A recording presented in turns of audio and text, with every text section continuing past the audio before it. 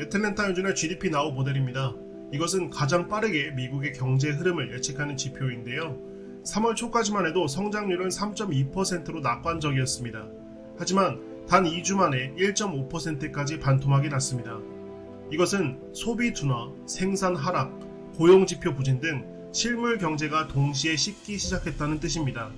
GDP 나우는 시장보다 먼저 움직이기 때문에 이 급락은 단순한 숫자가 아니라 시장의 기대가 꺾였다는 시그널입니다. 2009년 이후 미국의 GDP 성장률 장기 흐름입니다.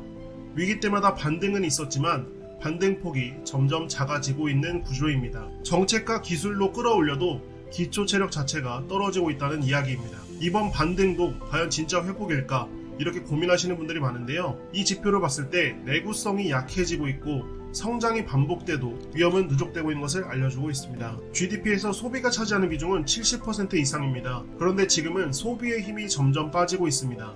특히 내구재 소비, 자동차, 가전 등은 최근 급격히 줄고 있습니다. 사람들이 안 사는 게 아니라 못 사는 구조에 들어간 것입니다. 소비가 식고 있다는 건 가계의 체력이 떨어졌다는 신호입니다. 성장이 유지되더라도 이제는 기반이 흔들리고 있습니다. 이번 GDP는 성장률 자체는 양호해 보이지만 내부를 보면 다릅니다. 민간 소비는 줄고 성장을 떠받친 건 재고 쌓기와 정부 지출입니다. 이건 진짜 수요가 만들어낸 성장이 아닙니다. 보이는 숫자는 괜찮을 수 있어도 내용이 비어있다면 그것은 착시입니다. 연준은 현재 금리를 동결했습니다. 하지만 시장은 금리 인하를 기대하고 있는데요. 문제는 연준 내부조차 지금 인하를 확신하지 못한다는 것입니다. 인하해도 문제, 안 해도 문제, 애매한 구간에 진입한 겁니다. 지금 시장은 금리가 아니라 불확실성에 흔들리고 있는 시점입니다. FOMC가 발표한 경제 전망표는 겉으로는 조용하지만 속을 보면 성장률 하향, 실업률 소폭 상승이 눈에 띕니다. 겉으론 소프트 랜딩을 말하지만 예측치는 다르게 말하고 있습니다.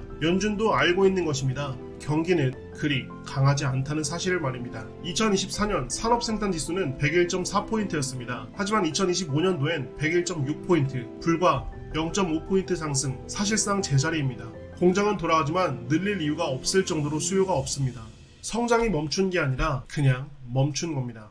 설비 가동률, 즉 기계를 실제로 사용하는 비율이 팬데믹 이후 최저 수준까지 내려왔습니다. 기계는 있지만 돌릴 이유가 없다는 게 지금의 시장의 상태입니다. 수요 부족, 주문 감소, 투자 위축, 이건 경기가 정지 구간에 진입했다는 가장 현실적인 시그널입니다. 엠파이어 스테이트 앤 필리페드 제조업 지수입니다. 두 지수 모두 5개월 이상 마이너스에 머물러 있습니다. 수치가 말하진 않지만 기업은 이미 움직이지 않고 있다는 뜻입니다. 체감 경기는 실제보다 먼저 무너집니다. 그리고 지금 그게 무너졌다는 게 문제입니다. 지표는 많지만 흐름은 하나입니다. 성장은 멈추고 있고 기업도 소비도 그걸 먼저 느끼고 있습니다. 숫자는 조용히 말하지만 그 흐름은 분명하게 우리에게 경고합니다. 숫자 너머의 시그널을 해석합니다. 여기는 17층 브리핑룸이었습니다.